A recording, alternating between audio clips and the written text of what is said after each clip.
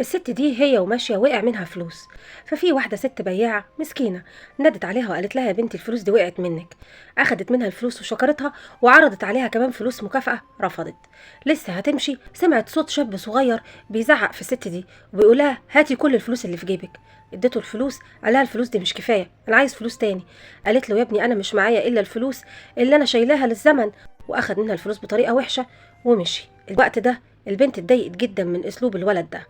مشيت ورا الولد لقيته راكب عربيه فخمه جدا بيكلم اصحابه: تعالى معايا عايزه اوريك حاجه. واخدته ووقفوا بعيد. بتقول له: الناس رايحه جايه عليها، وفي اللي يعملها بطريقه وحشه وفي اللي بيعملها بطريقه كويسه. هنا الولد والدته صعبت عليه جدا وحس بالذنب. جري على والدته وقال لها: فوق حقك عليا يا امي ومش هزعلك مني تاني. والدك ووالدتك بيتعبوا كتير جدا علشانك وبيحرموا نفسهم من حاجات كتير جدا. يا ريت تحاول انك تقف جنبهم وتساعدهم. صلي على النبي في التعليقات.